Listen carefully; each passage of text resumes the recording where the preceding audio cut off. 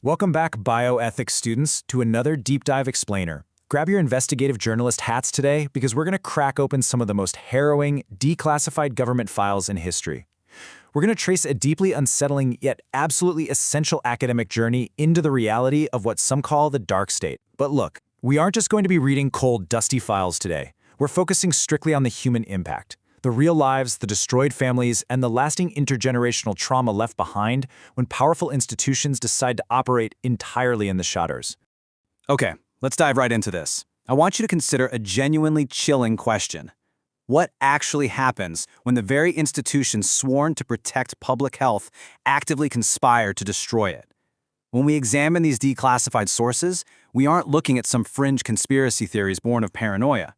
No, we are looking at verified, empirical history where the government literally became the pathogen, the direct threat to the bodily and psychological autonomy of its own people. Now, to really grasp the gravity of all this, we have to establish our bioethics baseline. Informed consent. It's the absolute bedrock of modern medicine, right? It's a strict requirement of full disclosure and voluntary agreement by a patient before any medical intervention happens. But as you'll see today, this fundamental human right wasn't just ignored. It was systematically obliterated by the very institutions meant to uphold it, leaving these indelible, horrible scars on marginalized communities. So here is our dossier for today. We'll start with the Archives of Darkness, then move into the Tuskegee trauma, breaking the psyche, the cover-up and the trust, digital autonomy, and finally, wrap up with our core lessons in bioethics. Section 1. Archives of the Darkness. And this brilliantly illustrates the core philosophical war at play here. Through mechanisms like the Freedom of Information Act, historians and bioethicists have confirmed that massive covert operations were conducted with literally zero civil oversight. On one side, you have the fundamental principles of medicine, the Hippocratic Oath, the solemn promise to do no harm. But on the other side, you have the cold, pragmatic rationalizations of 20th century national security, things like social Darwinism, the pursuit of technological supremacy, and ultimately treating real human lives as acceptable collateral damage. When the state adopts that mindset, ethics is always the first casualty. Section 2. Tuskegee, the intergenerational trauma. Now, what's really interesting about this data is that it forces us to shift our focus from abstract concepts to a visceral, agonizing 40-year reality. We see the absolute destruction of ethical consent in practice, and we must never, ever let these numbers stand alone as mere statistics. Think about the human cost here. 40 spouses infected, 19 children born with congenital syphilis, suffering lifelong deformities and neurological issues. The U.S. Public Health Service knowingly withheld penicillin, a proven cure, from poor, unconsenting African-American men, simply telling them they were being treated for bad blood. These numbers represent entire families destroyed, human lives treated as disposable observation subjects, and a profound intergenerational trauma that absolutely still echoes today. And the terrifying thing is, Tuskegee wasn't an isolated incident of medical cruelty. Consider the human face of Eb Cade in 1945. He was an African-American construction worker involved in a bad car accident. Military doctors, completely caught up in the frenzy of the nuclear arms race, intentionally delayed treating his broken arms and legs for weeks. Why on earth would they do that?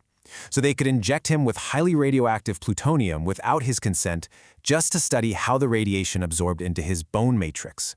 His agonizing, very real pain was completely secondary to their data collection. Section 3. MK-Ultra, breaking the psyche.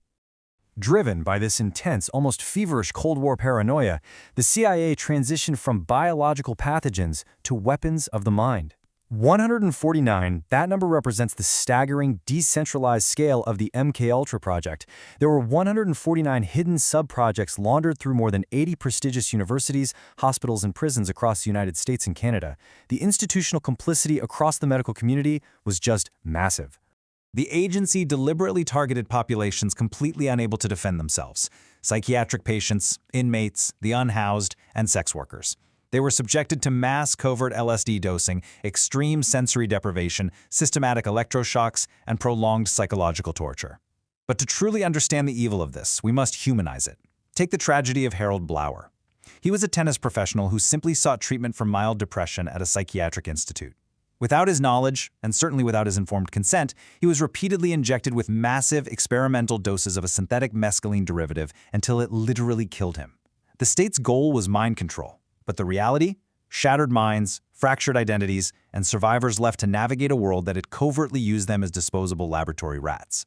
Section 4. The cover-up and the trust. Destroy all MK-Ultra files. In 1973, anticipating legal scrutiny, CIA Director Richard Helms ordered the total annihilation of the program's records. Think about the severe psychological impact of this on the survivors. Real testimonies from families of victims describe the agonizing secondary trauma this cover-up caused. This complete lack of professional transparency, this intentional destruction of records, fundamentally aggravated the original abuse. It permanently denied survivors and their families any legal closure, historical validation, and frankly, the simple dignity of the truth. Let's move to and see how this builds over the decades, tracing a truly chilling historical evolution. We start with the physical deception of Tuskegee in 1932, move to the radioactive injections of 1945, shift to the psychological torture of MKUltra in 1953, see the massive institutional cover-up in 1973, and finally arrive at 2007, where the battlefield shifts from our bodies directly to our data. Section 5. PRISM, the digital autonomy.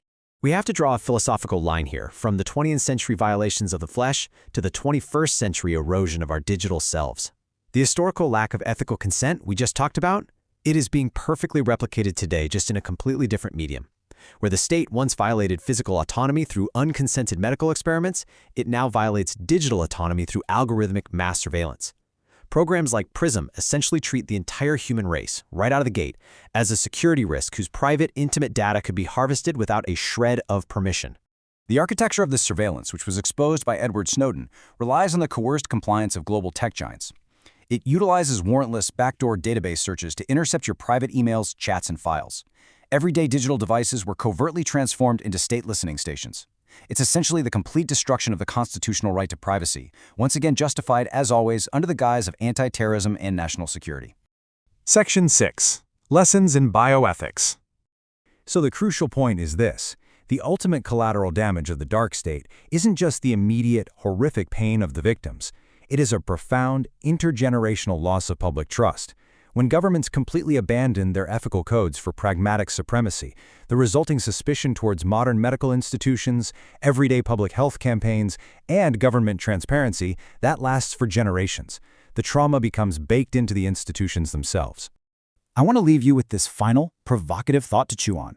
We've seen the horrifying human cost when bodily and mental autonomy are stripped away in secret. So, in our modern era of absolute digital surveillance and algorithmic control, how do we fiercely protect the ultimate sanctuary? Our minds and our bodies. Thank you for joining me on this intense but incredibly important deep dive, bioethics students. Keep asking the hard questions and keep demanding transparency. Catch you next time.